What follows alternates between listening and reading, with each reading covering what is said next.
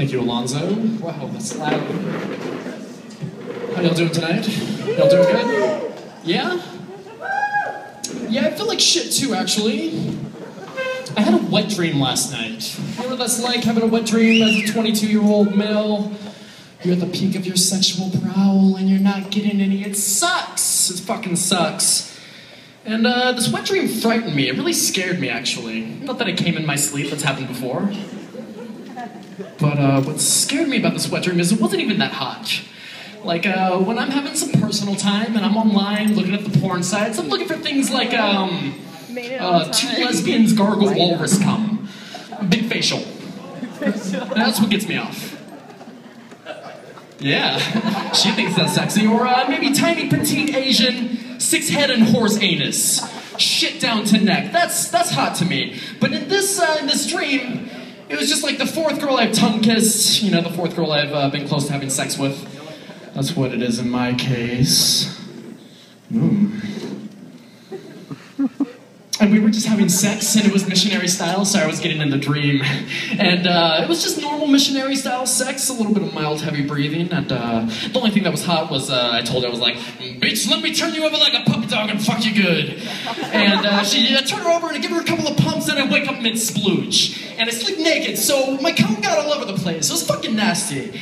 Really fucking gross. There's probably still like cum residue right here on my stomach right now. It's like little crusts, yeah, I know. So I was having I was having breakfast with my mom the next morning, and she makes pancakes. She makes this like a homemade whipped cream. It's real creamy and delicious, like my cum. Maybe I shouldn't go there. So I had a wet dream, and I was wondering, why did I have a wet dream? You know, I'm supposed to be like fucking adamantly, and I'm not getting any. I'm coming in my sleep, and I realized I haven't masturbated in like 3 fucking weeks. And it sucks, man. Like, I was wondering, you know, Scott, you masturbate 3-4 times a day. You can't stop getting off. Why haven't you masturbated in 3 weeks? And I realized I've been in situations where I could potentially get more than some. You know, like, not just sex, it was like more than sex. Like, the other day I was just having coffee with my friend Rebecca. She's an artist, she draws, and my friend, we'll call her Jug, she has amazing tits. She has a kid, and so she's a MILF. I guess that makes sense, amazing tits, and she's a MILF. And she calls me up, Jugs calls me up, and she's like, hey Scott, come over and run some lines with me. She's trying to be an actress, what a fucking waste of time. And she calls me up, and she wants me to run some lines with her. I'm like, oh, I'm hanging out with Rebecca, you mind if she comes over? And she's like, oh yeah, I'll make lasagna, it'll be fantastic. So she cooks lasagna, me and Rebecca go over there, and we eat the lasagna, we start drinking a little bit. We have like coconut rum or something real fucking faggot like that. And I drink, and I'm getting a little gay, and I'm talking with them, and I guess Rebecca's in the bathroom or something, and Jugs turns to me, she's like, you know Scott? She's from some bum-fuck town up north. You know, Scott, I just had so much fun with y'all tonight. You and Rebecca, I just want to snuggle with y'all.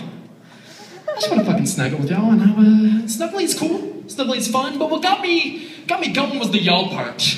Like, I want to snuggle with y'all. That, to me, in my mind, I think in any straight man's mind, I'm about to get a fucking threesome. Because I'm hanging out with Rebecca, and she's an artist, she probably swings both ways, and Jugs wants to fucking snuggle with us both. So like, I guess Rebecca comes out of the bathroom, and Jugs goes and gets ready for bed, and then she gets in bed, and she's like, oh, y'all come tuck me in. And I've already talked with Rebecca. I'm like, you know, Jugs says she wants to snuggle with us. She's like, oh, yeah, that's real cool. She's sexy, whatever. So I go into the bedroom, and I'm like, I get into her bed, and I'm like holding these 2 lovely ladies. And keep in mind that the only real sexual relationship I've had with these 2 ladies is I've masturbated to them frequently. Never really did anything close to them. And so I'm holding them, and they're just like talking. You know, Rebecca's on my torso. And Jugs is talking, and they're just talking, and I don't know what to say. I'm getting a little excited down there. I don't know what the fuck to say. I don't know how to make 2 girls turned on, but better than the other one, and have something equal 1 penis, 2 vaginas. That doesn't make any sense in my head, especially in this nervous circumstance. So what comes out of my mouth, and I don't really think about it, is, so I have 2 thumbs, and y'all each have 1 asshole. What does that equal? And, my balls were talking to me at this point. They were like, Scott, no! What are you doing? And when you masturbate that much and you don't masturbate for 3 times for 3 weeks, your balls are gonna start talking to you. They're gonna start yelling at you. And, well, needless to say, I had the bluest balls, I think ever, of eternity.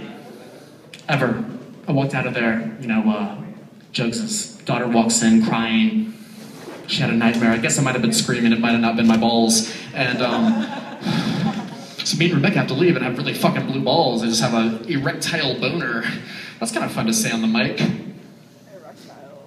But I don't think anybody's ever had bluer balls in the history of existence. Except maybe God, right before he cum shot the world into existence. That is my time. So glad I ended on that note. Thank you.